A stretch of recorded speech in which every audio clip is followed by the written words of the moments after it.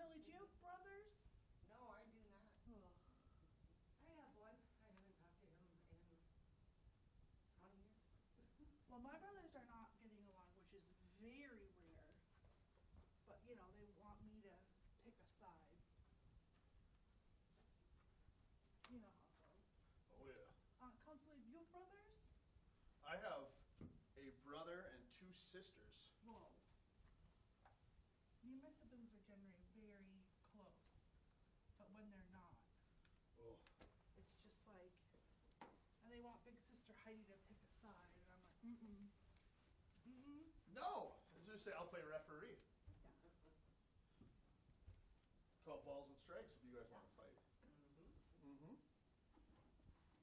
No, you have 2 boys and a girl, right? 3 boys. 3 boys, okay. And my 2 middle ones, which are the closest in age at 14 months apart, they fight like cats and dogs. That's strange. Most of the time when they're that close in age, they're super close. Oh, they're close. They're thick as thieves.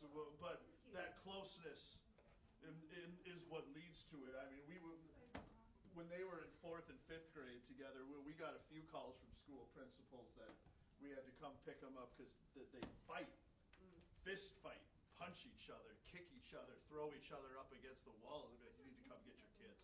The teachers? Jeez, really? What are you guys fighting over? Say he took something of mine, so you punched him in the face in school? My kids. Oh. My 2 middles are as close can be, which leads to physical altercations because they're that comfortable with each other. Well, as an only child, I would solve that with getting them a sweater that they both have to be in. I just let them go. Most of the time, my daughter wins. She's And she's a beast. She's not one to mess with, man. Okay, well, just saying. Buy them sweaters. How A about matching sweater. sweaters and I'll make them wear them to the middle school. Yeah. The one that Thing says too. I'm Wes's sister and I'm Maggie's brother. And on the back, and we love each other very much. I like that. It's not such a bad idea. Big pictures of each other. I don't know why it's on the lawn.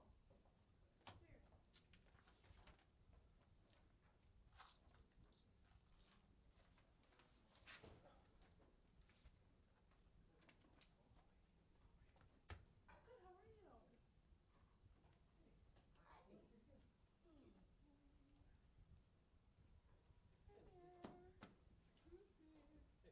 You good?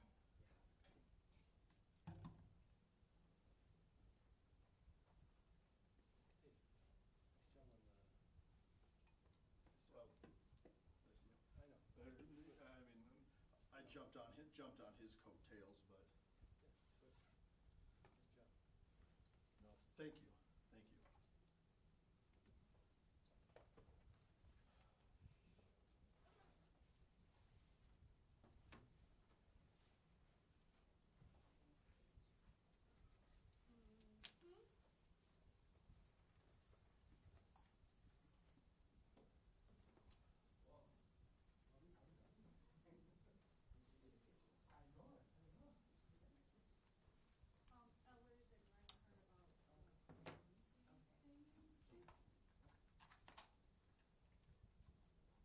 and I heard about so all they've got is a PDF. It's not even a real spreadsheet.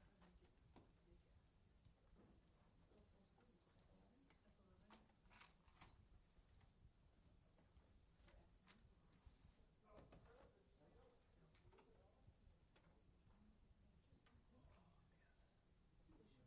biggest. F11. Did you grab an agenda? Do you want an agenda? I do not. Thank you.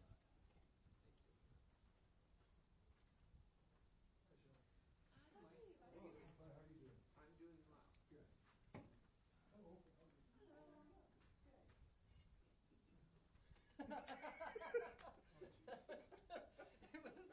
It wasn't the fact that you could, it was the look on your face when I looked up. That was well played, sir.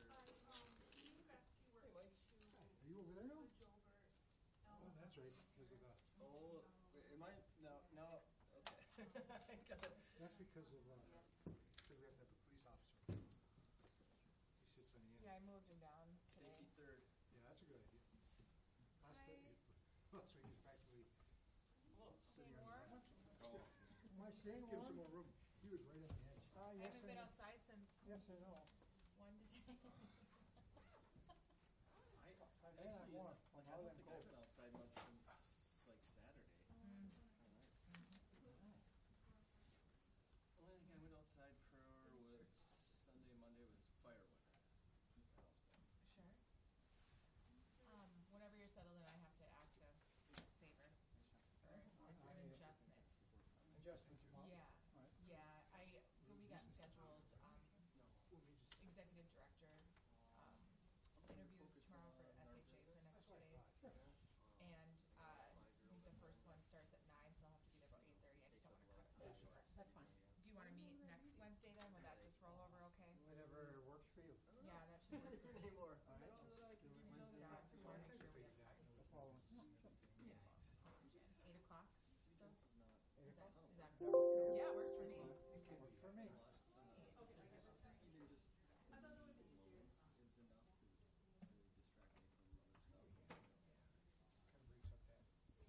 Even though I missed you last time I went there, It'll be I nice had a to nice have time. I know you were there when they told me. Yeah, but I mean, it was like I sat on the side closest to the water, it was just really pretty. Oh. The sun came up and it was really nice. You know, but It's not something I get to do very often. now I can See, no matter what you do, that's what I. Yeah, yeah, doing that fun stuff. community stuff. Yeah, my bad. GPS. Oh, that's good. Yeah. I'm excited for I'm never lost. Good. I I'm kind of just figured that. discovering new areas. Yeah. Let me Yeah. get you- let me take you over. Right on. Hello. I love that attitude. Right. You could always just later on. Hey, how you doing? No, I know, I'm trying to do it online, but it is after 11. Yeah, yeah. Johnson? So you got the memo? Right, yeah. Oh, yeah, with Jack. Yeah. All of us. Sweater. Green Sweater Day. Sweater day. Yeah, it's January 20th every year. Yep. Green Sweater Day. Yeah. I'll write that down. Right. Put it. So you're, leaving us, huh? I'll be around, just maybe on the other side. This time to move on. On the other side, using your 2 minutes under, Three. three. Because it's my Oh, fault. you're gonna cut me short. All I need is a second. You didn't read the blank. 3 minutes for everyone but former council. Yeah, there. You know what you're gonna say already. I was just telling Mike, just with our new business starting up, it's time for me to focus on that. Yeah, sure, I got absolutely. a 5-year-old that I can coach t-ball or basketball. I got to step up and coach. So the coach is gone on Saturday, so I got to coach this basketball team on Saturday. It was 3 to 5-year-olds in basketball. Oh. I thought Are they even like, the ball is no, bigger than it's that? well they use a small. They use like a size. Oh, 3. do- okay. Yes, Well, and you it's know. still 8-foot hoops, so they're like granny shot and like. Okay. 8 feet? Yeah. That's high. It's super high. Like even for me, I'm like I can't even reach the like it's. I wouldn't even dare try to pretend dunk it. I mean, the last thing I need is a rolling an ankle. There's one girl. Jamming a finger? There's one girl that she's probably 3, maybe 4. She literally crawls up and down the court.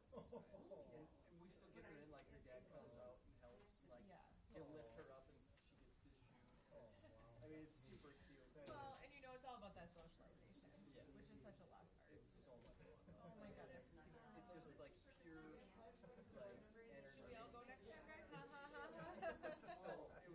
I figured since we didn't do our, like, we were gonna do a non-mandatory meeting on Monday. I have a meeting on Some people just Tuesday. pick up things for you. If folks who wanna come and get updates on things wanna come Thursday, we can just talk for a few minutes after, fine. But I don't. Some kids struggle when they're cross-eyed dominant, you know, and it's difficult, but you take 10 kids and you try out for something, baseball, It's like they've been doing it for, they never test the ball. Another kid comes up and says, it's hard for him to pick up the ball. They're cross-eyed down. Yeah, we have to get them stuff. All natural athletes are same eyes down. Lindsay, there's this I wrote it down. There's this, Spend my, before I fall asleep. You're right, sorry. So what's going on? Maybe. Okay, sure. Oh my gosh, stop.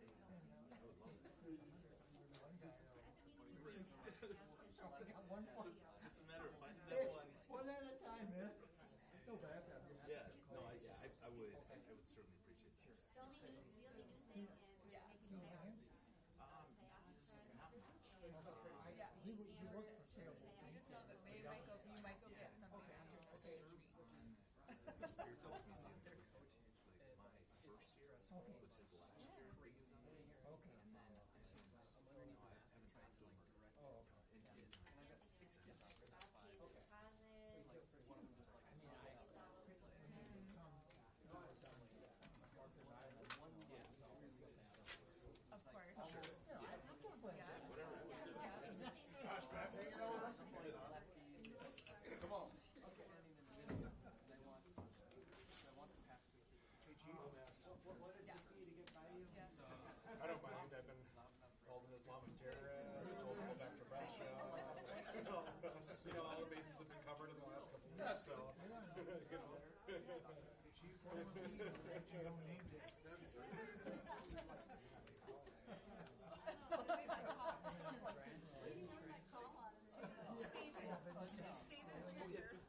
Nerf basketball time and house. Pretty much simplified it, so it used to be. True. And then there was these goofy, Yeah. different Yeah. tiers, and they just got rid of that and said, well, I'll give 50%. I grabbed it, it's like, oh, My, I wanted to go to Harvard, but they didn't have a MBA program. What a display of they have something to find it. No, and What's that? 4 years, 5 years, just to come down. Did you get one? Kennedy School, don't walk in. Send me a letter. I'm already going. So, yeah, they didn't have an MBA. You know, though, it's so, like,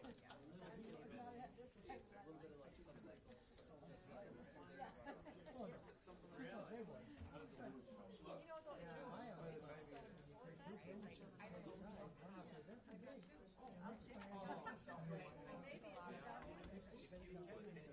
No, I saw it, I read that. Just, I went to the meeting with them, man. we were talking that. Yeah, we're. So, it says, small business grant, right? Okay, very small. Hi, Bridget. Can you hear us? Yes, I can. Thank you.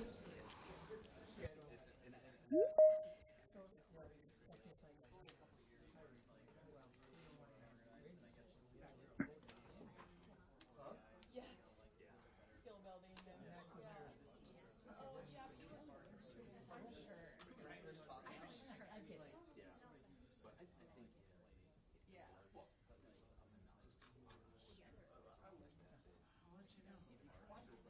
Oh, yeah, I know. But that's not, that's not. I was really big urge to come up and Some be guy like, who has stuff it. or like, key small business for big ball. running for it.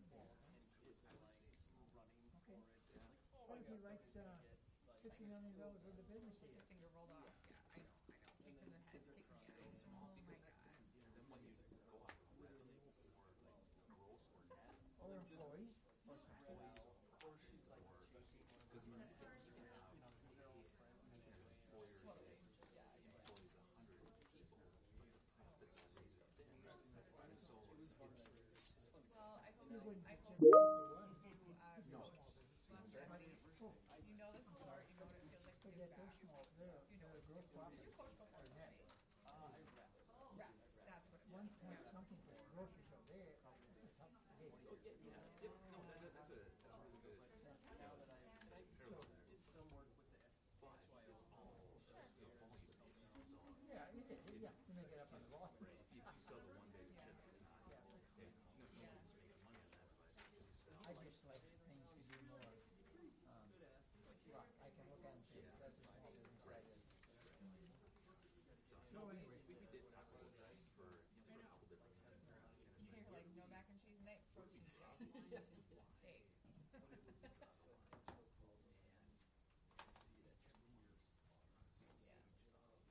Yeah, they only know so much until they're allowed to. Well, You see that but part. on the other hand, my other hand, I did bring, so I want to get as much money as possible. Small business, why not? Right, yeah, right. And so that's the only argument I would have. Where, is this at the Y? Oh my god. Yeah.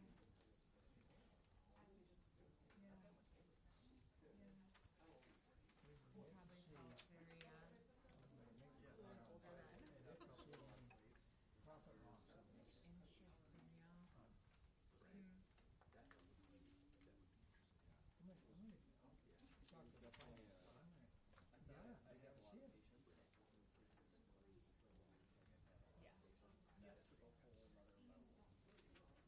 I gotta see it.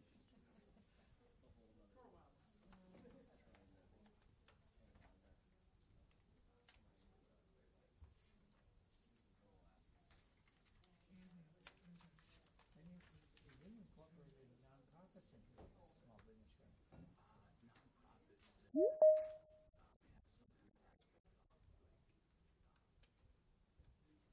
Retail. Yeah, we're retail, there you go, yes. Whether that's You saw. Yeah. Who owns that place? Do they own it? I would imagine so. But it, Yeah, no, no. No, but I was wondering if they're paying all the, I can't remember if they own it. We don't use it here. I don't think so either. We give them, we used to give money out there. Yeah, oh, we still do, huh? No, we probably don't. No, but I've heard what you're, there's a history to that space that I think you know a lot more about than we do. I only know It's about something the business. interesting to be refreshed about. No, I think should be. I agree.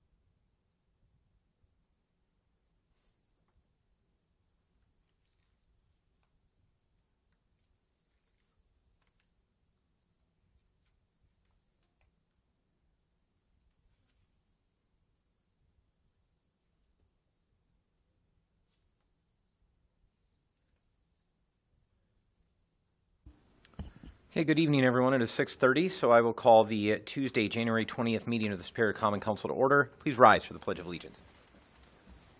I pledge allegiance to the flag of the United States of America and to the republic for which it stands, one nation, under God, indivisible, with liberty and justice for all. Will the clerk please call the roll? Counselor Ledeen. Here. Counselor Anderson. Here. Vice President Moffett. Here. Counselor Sweeney. Here. Counselor Fennessy. Here. Counselor Elm. Here. Counselor Ludwig. Here. Vice President Herrick. Here. Counselor Johnson. Here. President Grasky. We have a quorum. Item 4.1 is the approval of the January 6, 2026 regular council meeting minutes. Motions by Counselor Herrick, second by Counselor Fennessy. Is there discussion? Hearing none, all those in favor, please signify by saying aye. Aye. Those opposed say no. Motion carries. Item 6.1 is report from Mayor Payne.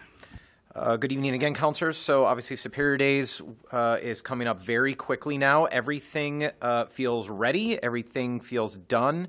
And we've passed a number of critical deadlines, the most significant of which probably for you is the hotel block. technically closed yesterday. So if you're planning to go and either haven't told us or haven't gotten a hotel room yet, even if you're not sure about that, double check with us after the meeting.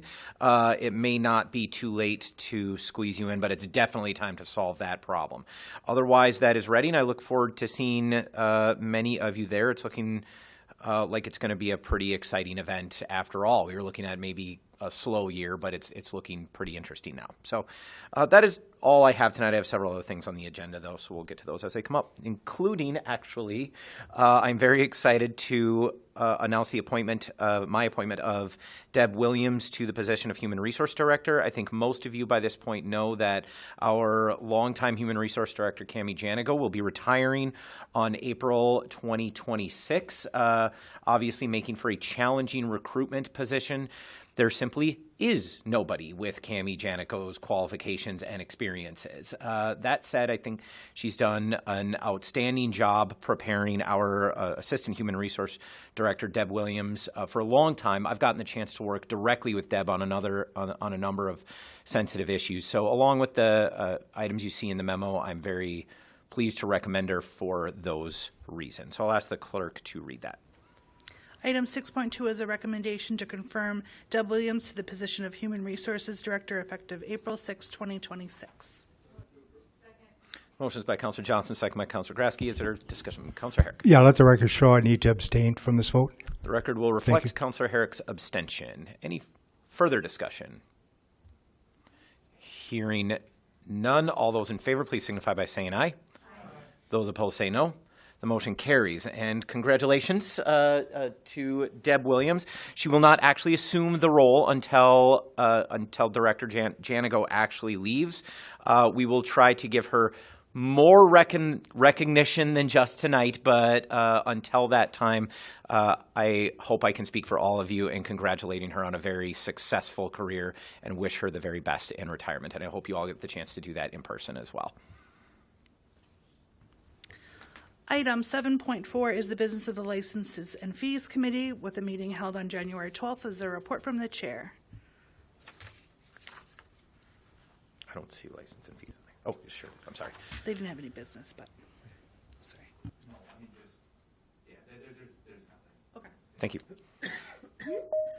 Item 7.5 is the business of the Public Safety Committee, with a meeting held on January 15th. Is there a report from the chair?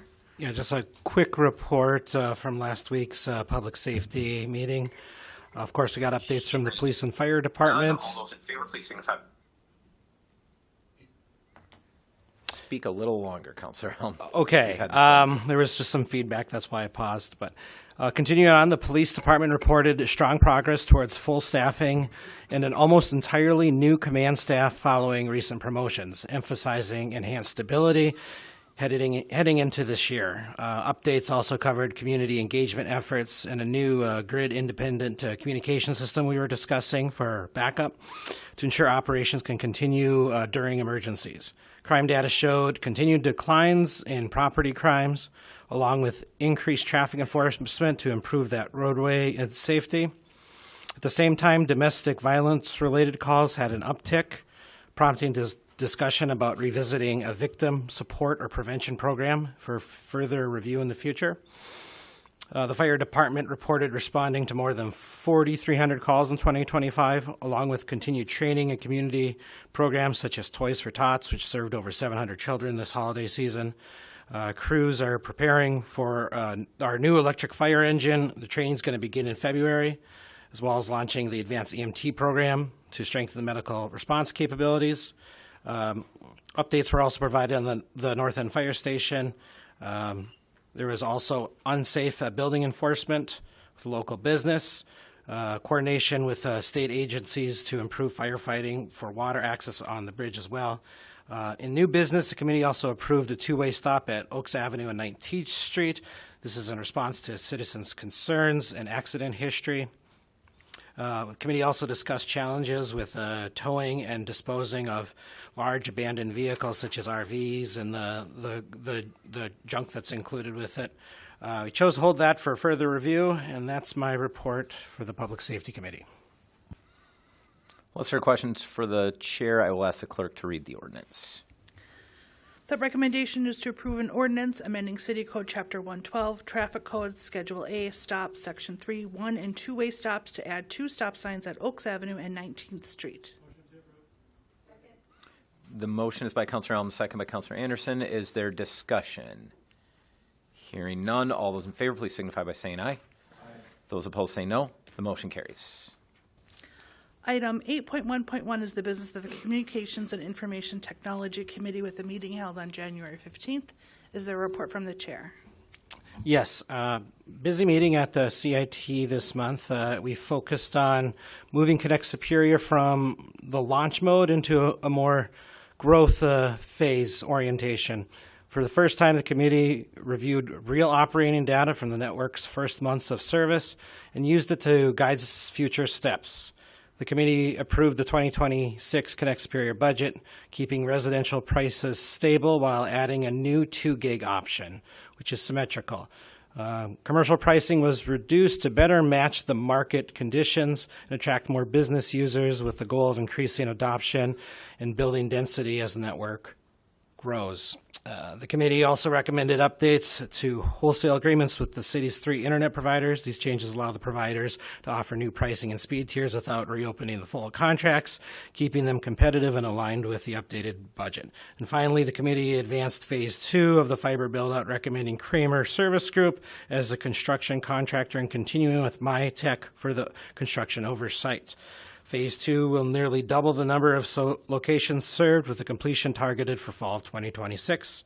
So overall, the meeting focused on real-world experience to refine pricing, update agreements, and move the next major expansion forward, positioning Connect Superior for long-term growth and sustainability. That's my update. I'll ask the clerk to begin reading the recommendations. The first is to approve the updated Connect Superior annual budget, including updating the annual wholesale rates of existing services and adding the new services recommended. Motion is by Councilor Elm, second by Councilor Ludwig. Is there discussion? Hearing none, all those in favor, please signify by saying aye. Aye. Those opposed say no. The motion carries. Second item is to approve Amendment 1 to the existing wholesale broadband service agreement for Duluthian Network LLCs to reflect rates and services available in 2026. Motions by Councilor Elm, second by Councilor Ludwig. Councilors Elm and Ludwig, the 3 contracts are identical except for the ISP. Is that correct, Councilor Elm? All the ISPs are identical. Right. All 3 contracts are identical. Do you want to adopt these as a group? Yes. That'd be great. Okay. So your motion then is to approve item 8.1.2, 3, and 4. Councilor Ludwig, is your second the same? Yes. Okay, the motion then is by Councilor Elm, second by Councilor Ludwig, to approve all 3 amendments to those wholesale broadband service agreements. Discussion. Councilor Sweeney. Phase 1 is from what I know, it's a geographic area, partially, right? Yes. So I think the geographic area is roughly, if I indicated, around the university. Is that fair to say? Councilor Sweeney, you should probably direct your question to. I'll redirect them if you want to okay, sure. host a series of questions. Whatever the first phase is, the geographic area, how many potential customers are in that, and how many have we, or has our wholesalers signed up to do business with? Do we know those 2 answers? If there's no objection, I'll call the broadband manager, Stephanie Beckenup, to answer some of these. But the question is, my understanding of the question is certainly the number of passings in phase 1, and then I assume also the upcoming phase 2, and then existing take rates so far, or number of customers.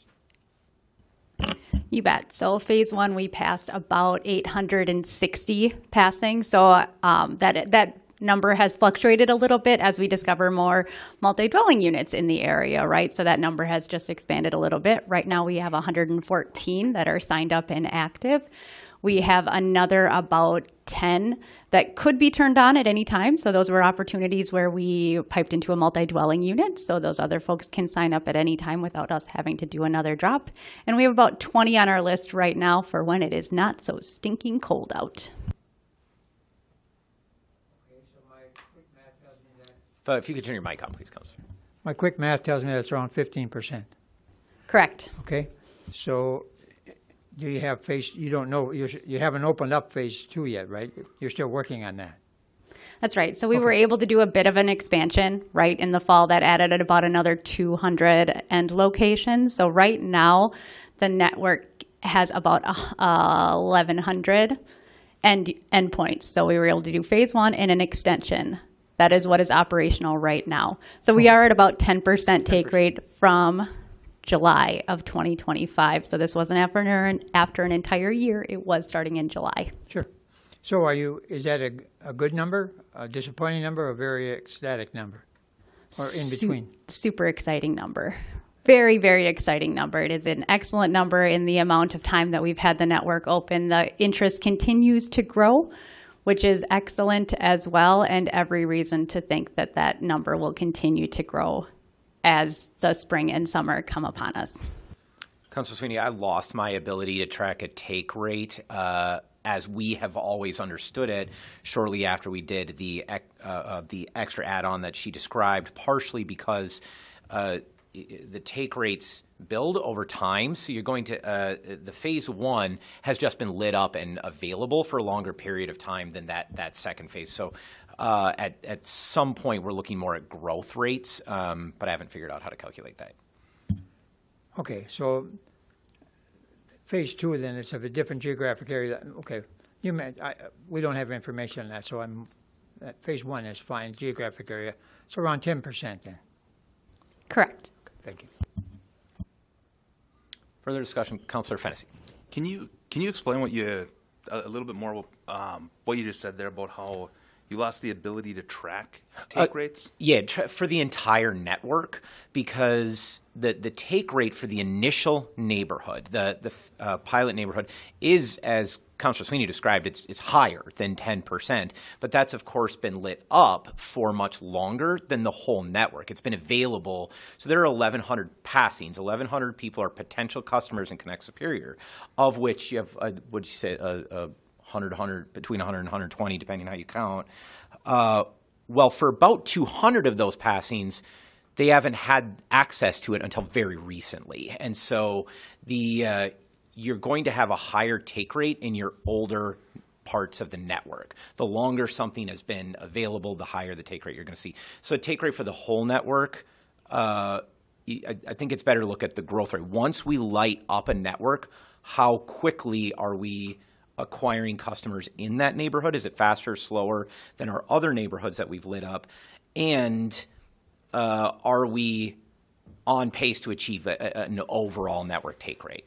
Does that make sense? Does that make a little more sense? A little bit. I guess what doesn't make sense to me is we didn't lose the ability to track the take rate, because I get what you're saying, where it could be skewed, where phase 1 is gonna probably have a higher take rate than phase 2, but that's not always going to be the case. We could go into a neighborhood where it's phase 3 and it's got overwhelming support. So we can't just say, well, we're going to ignore the take rate because we can't track it. But then if we have a super successful neighborhood, then all of a sudden the take rate is we can't track it, because the take rate we can track it. This is how many passings we have. This is how many people we have signed up. And granted, I mean, even if we want to just track it by the phase 1, phase 2, all of that, I think the take rate's the biggest indication of success, and I think we absolutely have the ability to track it. So I mean, I don't think we lost the ability to track it, but Mayor Payne, I think you said 1,100 passings, but Stephanie said 860. May I speak up at the clerk? Well, let's ask step back in first, and then I'll come back to you, Councilor. So the original phase 1, right, that was your around 833, 860, right? That's that one that has been adjusting. We were able to do an extension out to North End, and that added just over 200 passings, right? That opened up this fall. Remember, we were having a hard time getting across the railroad, all of that. Yes. So once that lit, which again wasn't until November, that brought us over about 1150. That's where we are. So, so when he describes that whole layering of take rate, so the second those turned on, right, our base number went from 800 to over 1,000. So whoop, percentages changed really quickly. So if we were looking at just that, but we're all not looking at just that, we are taking into account that this is a layered approach, this is a neighborhood approach, and that our numbers have to be looked at like that. And since we're able to do that, which we can, right, through our different tracking systems, we're very able to do that geographically. But there could be that moment of disheartening to go, golly, why did the take rate drop?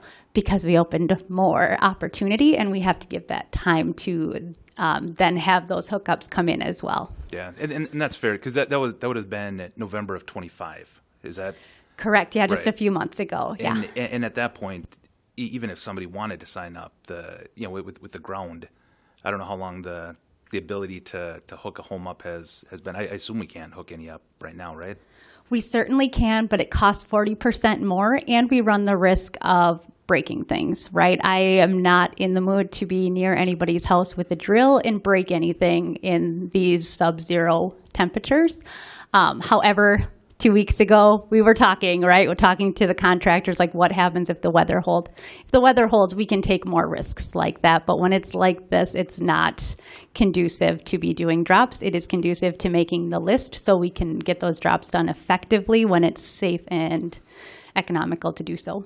Right. So even if we can't, so if we haven't been able to hook up any of that last section yet, just because of the weather, it was just recently added on.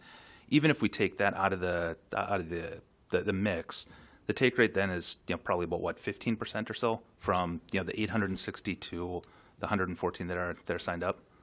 Yes. Okay. And what's I remember in the beginning when this was all conceptual. Do you remember what the projected take rate was? I remember it being like 30% for the first year, and then 50, 60, 70%, moving forward. Looking at a mature network, so I think that is one of those variables that maybe wasn't as presented as clearly as what is a mature network. So that can sometimes be a variable, and it can be explained in different ways. But that is older than a year. That is one that has done multi-expansions, that has had time to get folks on. When we have a mature network, projections are looking at 40%, 30 to 40, and then some are even as high as 80, which I look at with a cocked eyebrow, but the 30 to 40, extremely reasonable for our area. And other places in municipal networks are getting those very high take rates, so I don't think we can look at them with complete skepticism, but really looking at 30 to 40% when we're more mature network. So that North End is not a mature network. Once North End has been built out for a couple of years, yes, it's a mature network. We should expect a 40% take rate that stays pretty stable. But even at like a 30, 40% take rate, that's not enough to cover the costs.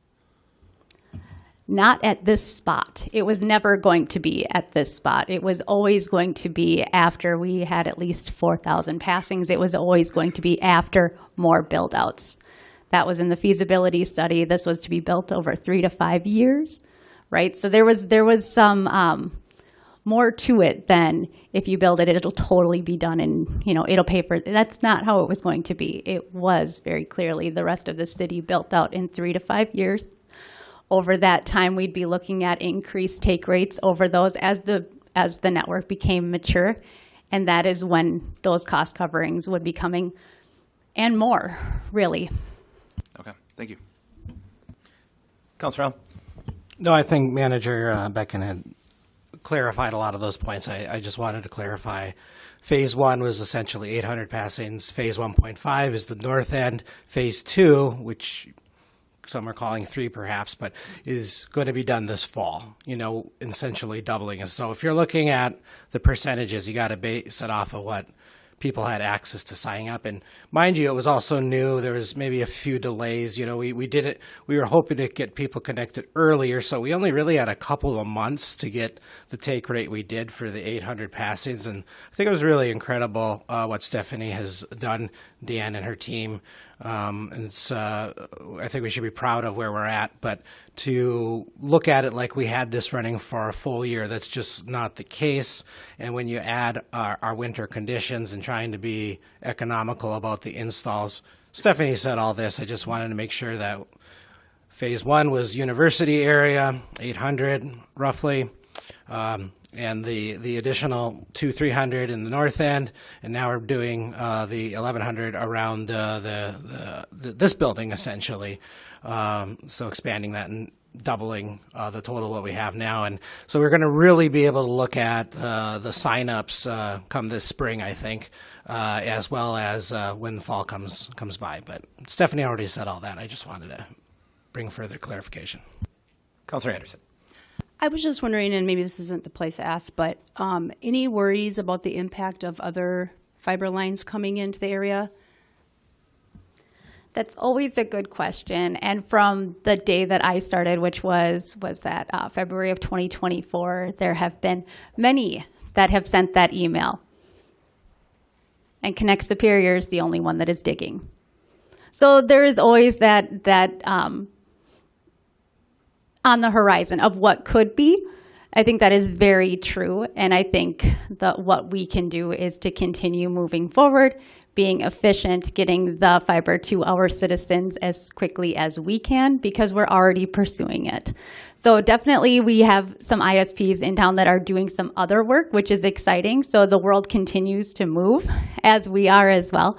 But if you've noticed, there are some around town that are working on different connections. So just because they are, there's been fiber connections through Superior for years. So that's not necessarily meaning that they are there to offer end user service. Sometimes it's just that connectivity piece of it.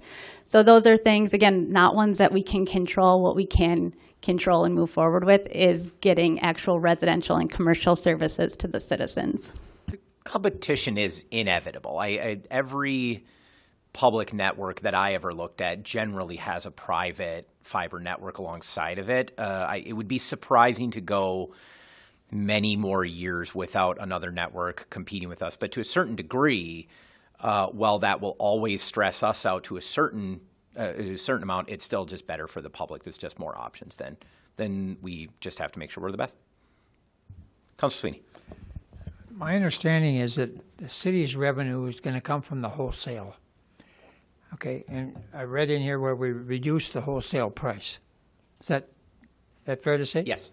Okay. For commercial only. Oh. So for only a few of the package speeds, there is a reduction to meet more of a market rate that has been shown at the Twin Ports. So not all of them are reducing. It's just a few very specific ones.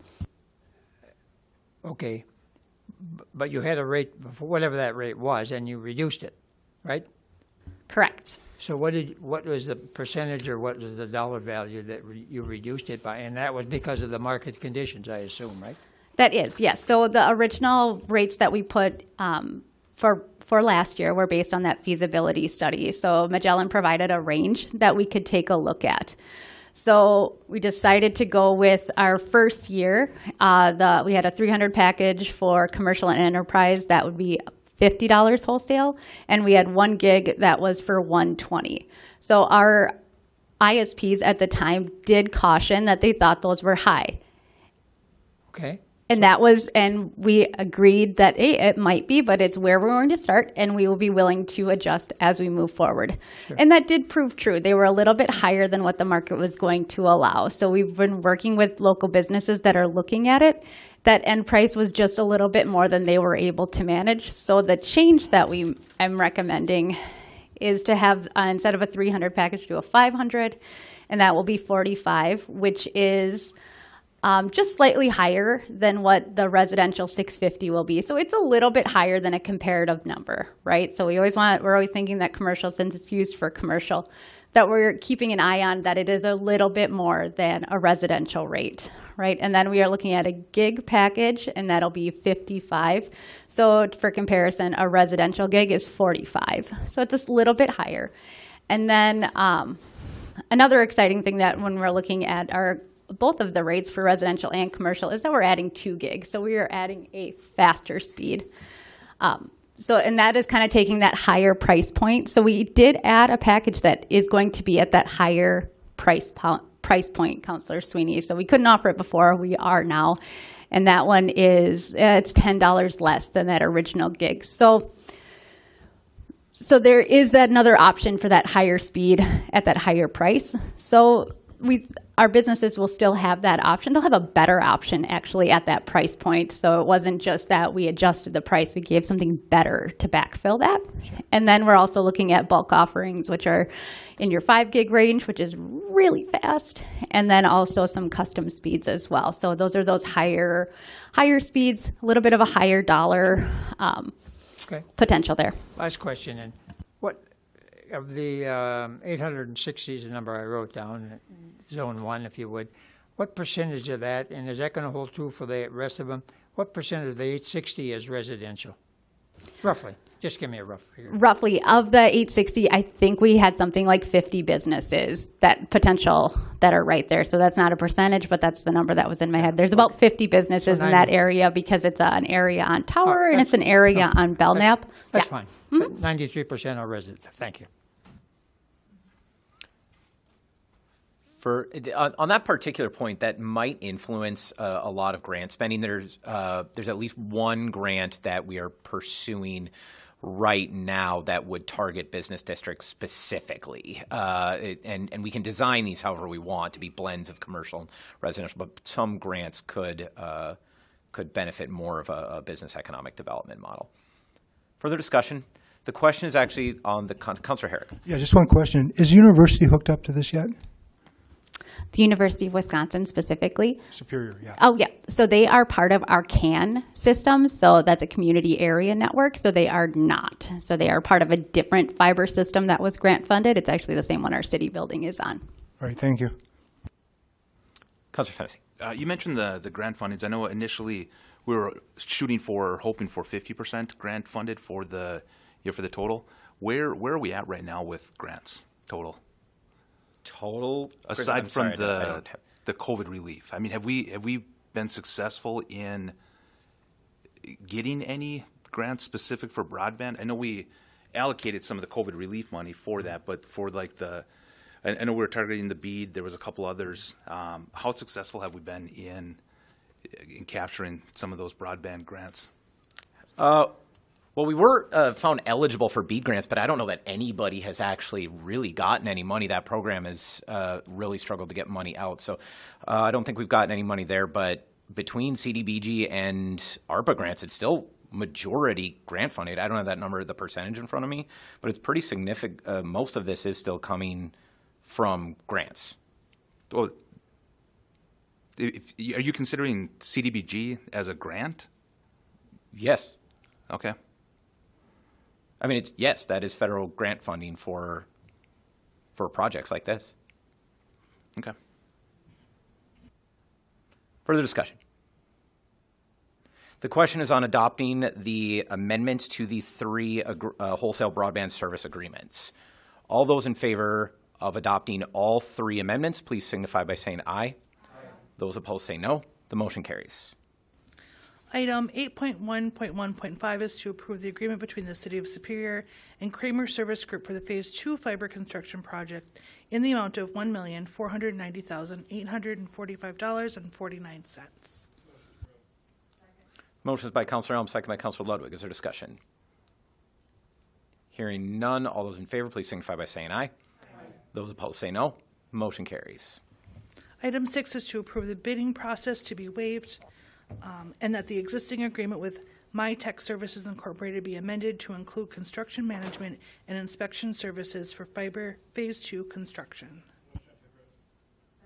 Motion is by Councilor Elm, second by Councilor Ludwig. Is there discussion? Hearing none, all those in favor, please signify by saying aye. Those opposed say no. The motion carries. And item 7 is to approve the no-cost change amendment to the service agreement with WIN LLC. Motions by Councilor Elm, second by Councilor Ludwig. Is there discussion? Hearing none, all those in favor, please signify by saying aye. Those opposed say no. The motion carries. Item 8.1.2 is the business of the Plan Commission with a meeting held on January 13th. Is there a report from the chair? Yes, councilors, all of the business here relates to the small business grant program. So the first are updates and changes that the Plan Commission recommends to the program. There's a number of language changes that should help with the process. Most of these changes relate to the discernment of the grants. They're meant to help first the planning department and then the Plan Commission make recommendations about who is eligible and who is not to limit how much of that conversation you all need to have here. I hope you've had a chance to read through that. Nothing too complicated there. The most significant change is in the maximum grant award and the percentages of the award. I would struggle to explain to you how those percentages were allocated in the existing program. In fact, I think most of us would. We had a lot of conversation about it. Plan Commission did a really good job trying to design a better system that would grant a little bit more money because the account is doing well and costs are increasing. So we all wanted to increase the maximum amount while still creating fair percentages. We tripped over ourselves a bunch of times on the math before Jason Sirk and Amanda Granlund from the planning department brought a change so simple that I think we were all kind of embarrassed we didn't think about it. We are recommending approving up to 50% of any small business grant project with a maximum award of $20,000. If you have a $10,000 project, we can recommend up to $5,000. If you have a $20,000 project, we can do up to 10. 40,000 is 20,000. 50,000 is 20,000. $1 million is 20,000. We won't be doing $1 million. But so it's a much simpler system. The most significant change, of course, though, being that it increased the maximum amount, which we then recommend for the next 2 awards. So what I'll do, I want to make sure that you've adopted that before I go into the actual grant awards, because technically, if you don't adopt it, those next 2 awards don't follow the policy. This is just a policy that we've adopted, so I just want to make sure you can answer any questions about that before we go into the grants. So I'll ask the clerk to read only 8.1.2.1. That is to approve updates to the Economic Development Fund Small Business Grant Program. The motion is by Councilor Moffett, the second by Councilor Elm. Discussion or questions? Councilor Fennessy. The only thing I just want to make sure that because I know we talked about this multiple times, different ways at the Plan Commission. If you look at the guidelines under the eligible applicants must meet at least one of the criteria. In any case, this has to be for a brick and mortar, correct? Yes. Because the way it's worded here is, I get what we're trying to do, but where it says eligible applicants must meet at least one of the criteria, the first one is basically brick and mortar, second one is a nonprofit with revenue generating activity, and the third is a nonprofit art. By the way that's worded, all they have to meet is one, but the one that all of them have to meet is the brick and mortar. So if there was just like a nonprofit organization that doesn't have a brick and mortar, technically the way this is worded, they meet at least one of the criteria, but we almost have to like split that out where it's not one of the 3, because it has to be a brick and mortar. So if you want to make sure that it says exactly that, I should say, councilors, I agree. If what Councilor Fennessy is saying is that the intent of this is that whoever gets the grant, it must be for the profit or not, for-profit or nonprofit, must be a brick and mortar facility. My understanding is that is the intent of the Plan Commission with this. So I think I would certainly agree with an amendment to that effect. So if you'll allow me, Councilor, I would suggest, because there are many differences other than brick and mortar in these criteria, the must meet at least one of the following criteria. In the next section, it does say applicants must meet all of the following criteria, and I would add a 4th point that says the business or nonprofit must own, rent, or lease a commercial storefront or other brick and mortar location where it conducts regular activities. Yeah, I think that would clear that up to solidify that it's for a brick and mortar That's what this is. This program is designed for, is for the brick and mortar, whether they own it, rent it, or whatever. But yeah, I think that would certainly clean it up. You willing to make that amendment? Yeah, I will. Do you have the amendment? Almost all of it. Amendment to add fourth bullet point to paragraph, which I need to find. Mm-hmm. That says business or nonprofit must own, rent, or lease. And then I lost it. Yeah, so it's all covered up here. So the first line of eligible. So the amendment will read to create a fourth point under the paragraph titled applicants must meet all of the following criteria. It will add, after the fourth point, the business or nonprofit must own, rent, or lease a storefront or other brick and mortar location where it conducts regular activities. Is there a second to that amendment? The motion is by Councilor Fennessy, second by Councilor Sweeney to amend. Discussion on that amendment, specifically ensuring this is about physical locations. Councilor Johnson. Just to be clear, with the second two bullet points in eligible applicants must meet, if we had a nonprofit art organization that did not have a physical storefront but had a 501c3 board of directors, but they just didn't have a storefront or a could that location be somebody's house where their 501c3 is registered to? My understanding of that is no. The attorney just said the exact same thing to me. The intent and I believe effect of the amendment is to make it so if any organization does not own or control a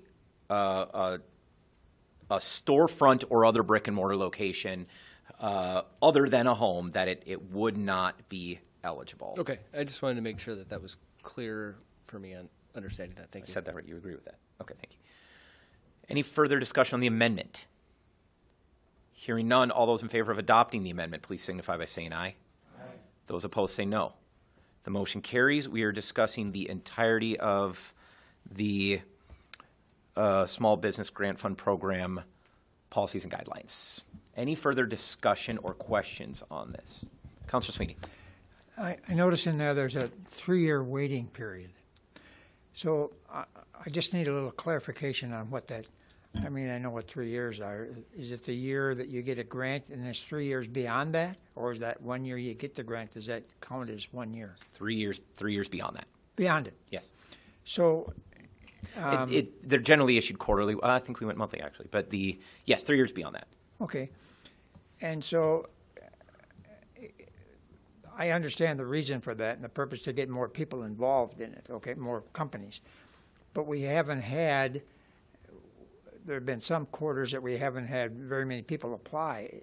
And so is that too, my question is, it seemed to me it may be too harsh. I mean, I agree with the waiting period. I don't want to apply in every quarter, but maybe 3 years is a little, if they're thinking about remodeling, adding on, improving their business, a 3-year waiting period. I realize there are other avenues to get money from, but I just wonder how that 3-year, what was the thought process behind 3 years? The original thought process actually mostly to prevent any one or a small group of businesses, once they learn how to use this grant, they could be back every week, especially if they're doing a large remodel. That's an exaggeration, but a business that knows how to use this could come back and back and back, and we were mostly worried about a small group of people depleting the funds. But we did discuss reducing the 3-year waiting period to help spend some of the money, but ultimately, if I can describe this fairly, the Plan Commission loosened a number of other requirements in these policies. So we felt before we revisit the 3-year waiting period, let's just see if these changes actually increase submissions. But I believe there was an appetite to at least revisit it at some point, especially if applications remained slow and the fund continued to grow. Further discussion on this program? Hearing none, all those in favor of adopting these policies as presented and amended tonight, please signify by saying aye. Those opposed say no. The motion carries. The second item is to approve the small business grant application and development agreement for Superior Ice Arena, doing business at 1015 Oaks Avenue for expenses including replacing doors throughout the building in the amount of $20,000. Motion is by Councilor Fennessy, second by Councilor Moffett. Is there discussion? Hearing none, all those in favor please signify by saying aye.